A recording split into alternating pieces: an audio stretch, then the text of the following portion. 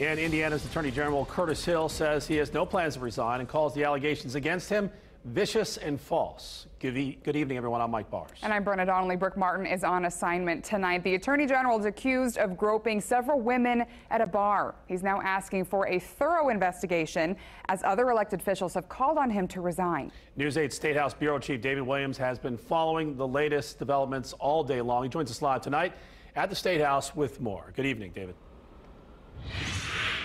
Good evening. We are hearing directly from one of the women accused of inappropriately being touched by the Attorney General.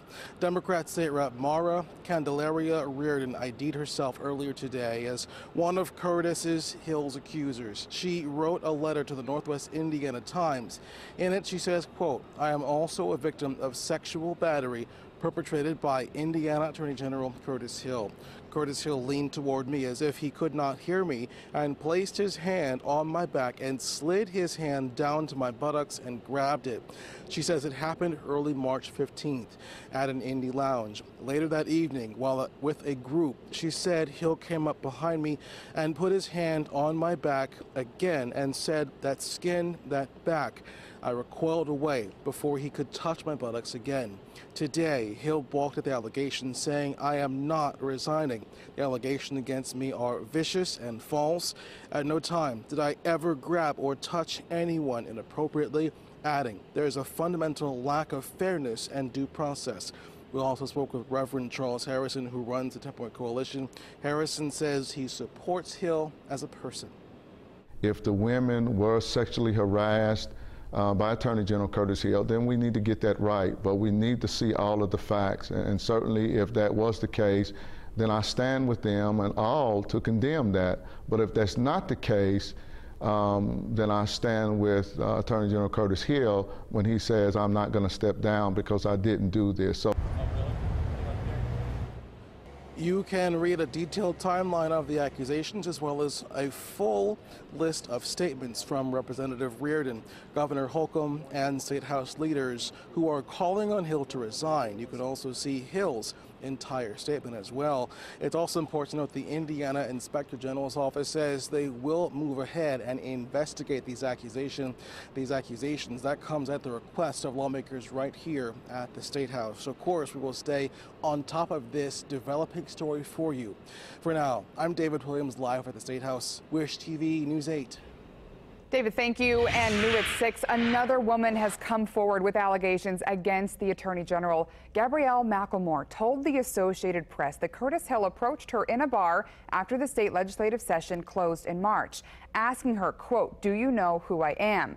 She told the AP he proceeded to massage her back while she eventually mouthed the words, "Help me," to her intern, who then asked if she wanted to go to the bathroom. McLemore is a spokeswoman for the Indiana Senate Democrats. She told the AP that she never wanted to come forward, but that Hill's repeated denials were frustrating. Today, one of Hill's accusers spoke out, leaving no doubt that the Me Too movement isn't going anywhere anytime soon. News 8's Elizabeth Choi has more from both political experts and people in the community. I had an issue with this that came up a while ago, and I definitely would not have had the courage to have said anything if it weren't for this movement that was just coming about. Me too. I am unafraid. A movement that is snowballing with no signs of slowing down. Just today, one of Attorney General Curtis Hill's accusers, Mara Candelaria Reardon, spoke out. That's wonderful that she felt the support that she needed and the courage to come out and talk about the event. In a letter to the Northwest Indiana Times, Reardon recounted the night she says Hill groped her 2 times. Reardon says she shared her story in support of victims who have not found their voice. The fact that she's able to come out and speak with confidence and give other women a platform to go off of if they had ever been affected, that's wonderful. Laura Wilson is an assistant professor of political science at the University of Indianapolis. She credits in part the Me Too movement for allegations against Hill being investigated. Even though, of course, it's a horrible thing that happened and I feel awful they had to go through it.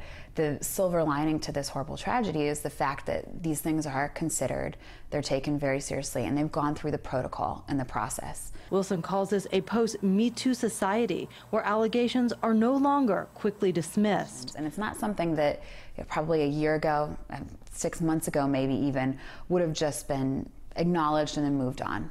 We really do focus on these kind of things and investigate them thoroughly. It's a great movement. It's powerful. It's definitely something that are bringing a lot of women together. Elizabeth Choi, Wish TV, News 8.